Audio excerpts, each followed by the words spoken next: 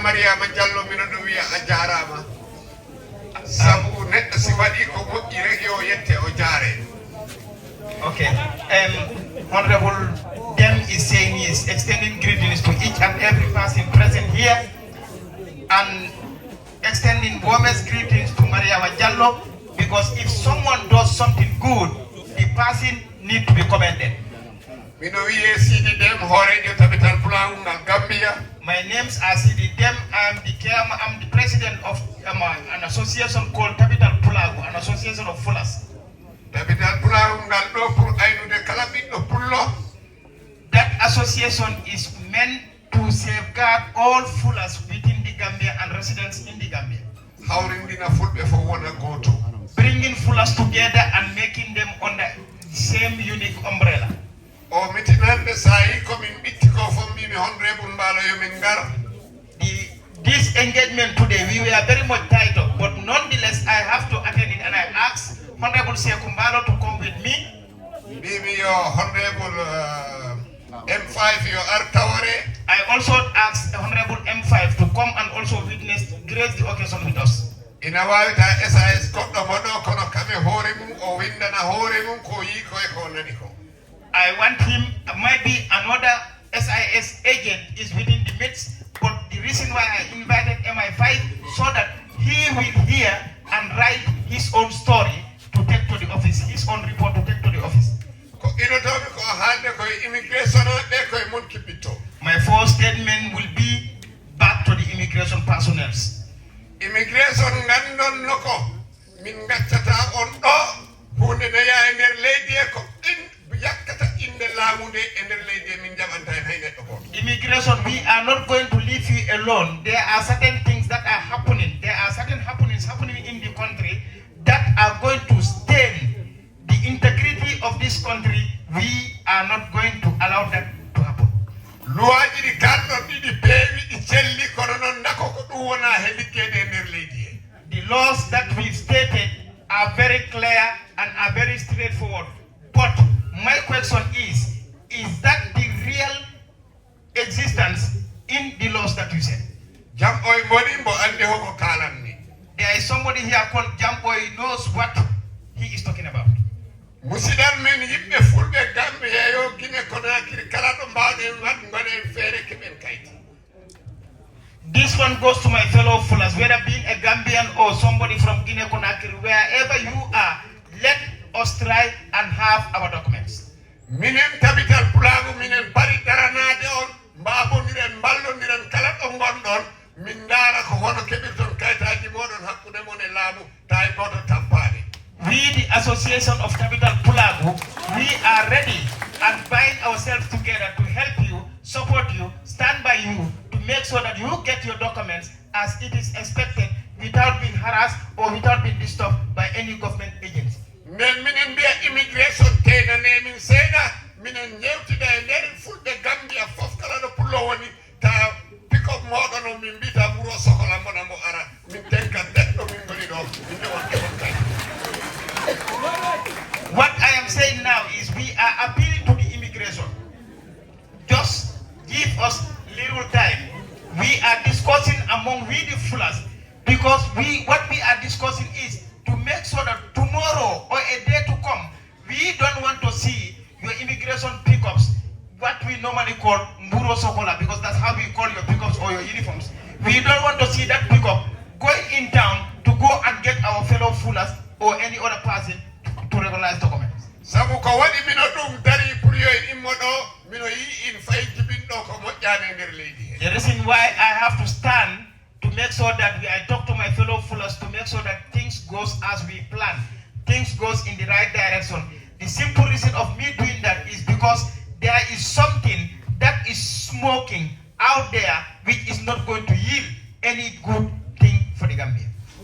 Kombimi immigration abe mi halani director be mi yei ha to director mu en to mi haldi e mudum minen jidi do e October yobe ustan min gillere mu ende min dara ko hono min jewtirta yimbe be njoba kaytaji men di neddo fo yaayo boya kaytu in area mo woni yo uditanon min damude. I've made that appeal to the Director General of the Gambia Immigration Department, telling him from now against October, please tell your people allow us space so that we will discuss among ourselves, we the fullers, so that we will go personally, voluntarily, to go and pay our documents, which area you may be, or where you may come from, or any nearest immigration post, for you to pay your documents freely, without any harassment, or without any running, or saying that Mburo Sokola is behind me.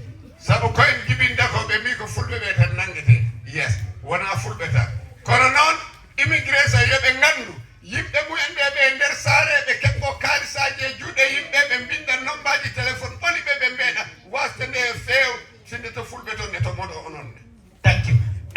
What he is saying is, let the immigration know, as many people be alluded to, that it's only fullers that are being apprehended by the immigration officers. He is saying a big no to that. He knows it's not only the fullers, but what he wants is for things to be done in the way and right manner. But let us also bear in mind as immigration officers that some of our colleagues are also in the habit of going in town, extorting money from people, writing only their telephone numbers, giving them to people tomorrow if they are called, they ring off their phones. Jambo money ko sede. Jambo is here seated, is a witness. Oya ni do mi yeyi birkama station mi nangotiri e se Omar bin Chowi don ko musi. Just some days before today, I went to Brikama station. I had a confrontation with Sir Omar Sen until we had an argument. Okay, Mariama mino sobli okamin waktu mo min garata jubon kala sare area force area den tum juba yimbe den kawra to radio to maren interview mallen immigration mallen koyemen njoben kaytaji ta en tampane ledi ayba gondo e men wiya fulbe njobata kayti itte non adresse do men keben koyemen en der ledi. Thank you, sir. Because this is a direct appeal. He said he is appealing as the president of the Tabital Pullagu Association. He is appealing to Mariama Jallo, the journalist, to give them time to go around within the greater Banjul area or the country to select people, 5 people from each area or region, to be invited to the radio to discuss on issues on how they should pay aliens card or residential permit. Because the fullers are being dressed in a dress that doesn't suit them. Which is that dress? Is the fullers are being painted as people who are only not paying their documents. They are the only people that doesn't respect documents. And anytime immigration goes out, it's only the fullers that run away. He said he is now prepared to work with his fellow fullers to make sure that those stains on that side or that particular side that is being put on by the fullers should be teared and burned away so that people will now know fullers are ready to change and they are prepared for change. Te mi holla on rewɓe wiyaɓe ɓe yoɓe jog pamet ɓe ganda joggol mumen pamengol ko kamen rewɓe ɓe in walli ɓiɓɓe mumen ɓe janggo comme ko baaji haali ko ɗo hande. The female that has alluded to as when we are speaking that they are also supposed to pay their residential permit, let them know that yes, it is true. It is not something new. It is supposed to be done and it has been happening and it is still happening. Let them pay because those permits they are paying are going to help their own children tomorrow, not even them. Kono wino on haalane ne welani haal kono enen tampiɗo e nder leydi e te ko enen tampiɗi koye meɗen. I will also make this very clear. I will make this solemn and firm call on my fellow fullers. Yes, we said we are being suppressed in this country. Yes, we have been suppressed in this country as you said, but we are the cause of our suppression because we are the people who suppress ourselves. Hande non president gondo e leydi Gambia mo dari kala pullo gondo e Gambia e woni jam. The leader of the country, the president of the country is a fuller like us and he is prepared for all fullers to have peace like any other Gambian in this country or non-Gambian in the country. Si Allah jabi on goranɗo e jam hay goto e mon wota hul tabital Pullagu minen gudditi damugal anytime mo neɗɗo waɗi on ɗo ko wona lawol nodde min garat ko woni ko gonga o darne ko wona ko gonga wimmoto ɗo. I am calling on my fellow fullers to be law-abiding and be prepared to face the truth. We, the Association of Tabital Pullagu, as long as I am the president of that association, our doors are open. Let us live by the rule of law and accept the rule of law. We will not stand idly by and see you being suppressed, but also do what is right in order to get what is right. mi hunde wotere immigration ayan neɗɗo heɓa ID card wiye ko pullo o nangue ɓe mbiya ɓe jefta ID card o ɓe mbima sabu min ganda no keɓirɗa ID card maɗa o te ko kamɓen immigration tottiri ID card yafode mino lebdanno e mariama ko kalɗa ko yawtin kam mimi immigration mino tawa ñanden ɗo ɓe nangi neɗɗo mo jogui ID card Gambia ko ɓiɗɗo Gambia kono ɓe jiiɗum ɓe gandi ko pullo ɓe mbi ɓe nangat ɗum ɓe mbaɗi ɗum seed pour ha ɓe laaɓe hoɗo itti ID card muɗum on noon fotani nangue o waɗe seedi yoɓe nda tottuɗo ɗum o ID card oɓe lamɗo ɗum dali ɗum o tottuɗo ɗum ID card on wawa heɓ ID card. Thank you. What he is saying is, he said there was a day he witnessed a man produced a Gambian ID. He was arrested by our immigration personnel, taken to the station, put behind bars, trying to investigate to know how he comes to get that ID card. Because for him, he come to understand that the man is a fuller. That was the motive behind his arrest, for him to be interrogated to know where he get that ID card. But for him, he is saying no to that. That man shouldn't have been arrested, shouldn't have been interrogated, shouldn't have been put in custody. But the man who gave him the ID card should have been the one to be interrogated and put in behind bars. Mina sobli no yewtere wona sibe koti be karam director be nanga nyalande min mi ƴeftat executive of Tabital Pullagu min ngara ton min joɗoda e men min jewta ko hono min liggorta hono min jarata hono min ballondirta e mumen ha ID alliance wawa yoɓede leydi e ta inde laamu bonani inde immigration bonani fulɓe ɓene tampade e nder leydi e business mumen o yakkata.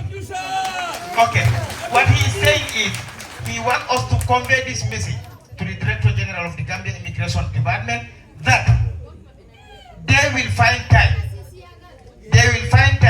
to come as long as he remains the president of the Tabital Pullagu, that Fuller Association. They will find time to come to the office to meet the Director General with his executive to discuss with him how the alien cards Fullers are going to pay it without any harassment, without any prejudice, without any suppression, without any running around from them. But they will pay their alliance card or residential permit as it is expected, so that they will all be free without any trouble. In a word, after we go naturalize up a Kali and no heavy minani, kite, kevli, kite, him, minati, jogi, buri, I Japan, that is so what they naturalize. Minot on Daniel Lamdan Galam no Tomi Baji. What he is saying is, you spoke about naturalization. He has in his custody more than 30 applications of naturalization. But the documents that are been asked to be presented are too much. But he has a question specifically for Superintendent Baji. Minani Superintendent Baji, Minani ko hali kono minadum lamdo. I heard what you said, Superintendent Baji, but now my question is, time netto woni ender Gambia. If a person exists in the Gambia, Ojibina ka ender Gambia. He is not born in the Gambia. Bitto mum jangi ender Gambia. But the child he has in the Gambia educates in the Gambia. Bitto lado andi siona Gambia. The child doesn't know anywhere other than Gambia. Baba mu wari do dubi sapoy jetati wala dubi nogas. The father existed in the Gambia for more than 18 years or 20 years. Mo laba permit mum normal. The father is regularizing his Robe ake hake gentodon. The person is regularizing his status as expected all these years. On it a jangi mo yidi kaitor pour oya university o janga o nafa aduna fofu hono o febirta nen kaiti. The child of that individual is educated. Now he needs a document to go to the university to further his education in order to benefit the whole world. Where is that child, or how is that child supposed to get a document? Mina dollamdo so bari Kawan Baji Kunda Rajo. I am asking my uncle Baji to give me that answer because he is my uncle. Sidoni Yauti. Sidoni Yauti. Other than that, Sibino Sobli of the naturalize. Okay.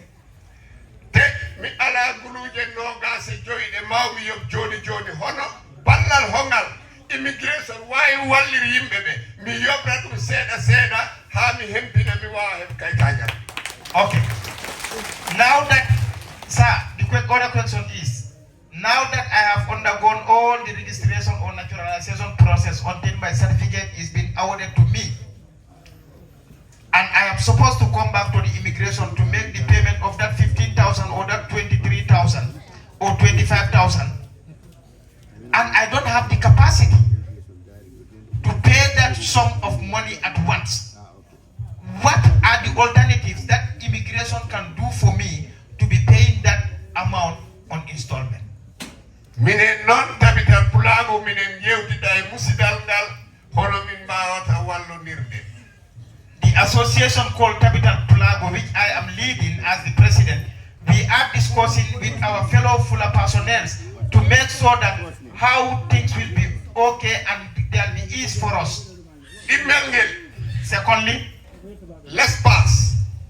Visitors pass. Nako koko yobete na yobetake. Minen non chorhe kolade. Don community ki jaboto don, bosam jabota ko don. Sir, with your kind permission, he is asking whether visitors pass is payable or not payable. What my response is, my boss will not answer that question. I will, with your kind permission, to answer that question.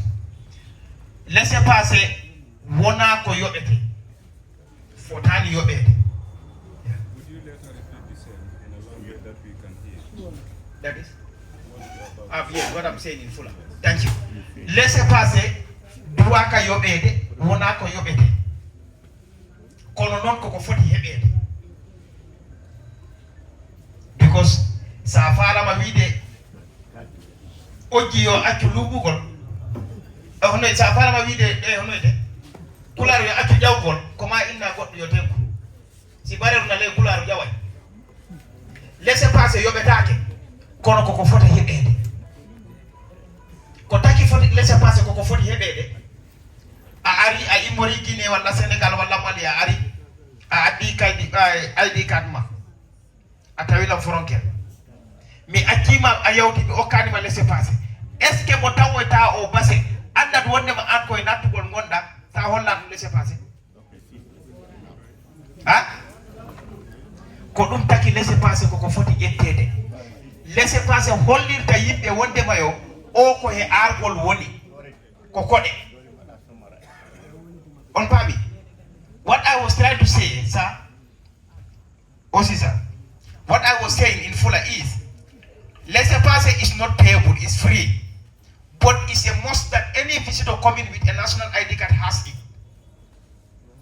Because it is the only document that can prove to the inland officers that you are just coming as a stranger. Without which, you will be arrested for you to pay your residential permit, that immediate effect. Because there is nothing to prove to us that you are not a resident in the country, and there is nothing to prove to us that you are a stranger coming in, because there is no evidence. This is why laissez passer is free, but it's a must for one to have it. Thank you. You're welcome. Johnny, I'm the honorable happy. Kono lamdal gotal ngal woni on laissez passer kono gardo mo hota nako mo foti yo pamet. Kono gardo visiting rembo hota nako mo foti yo pamet. Gardo visiting mo hota nako mo foti yo pamet.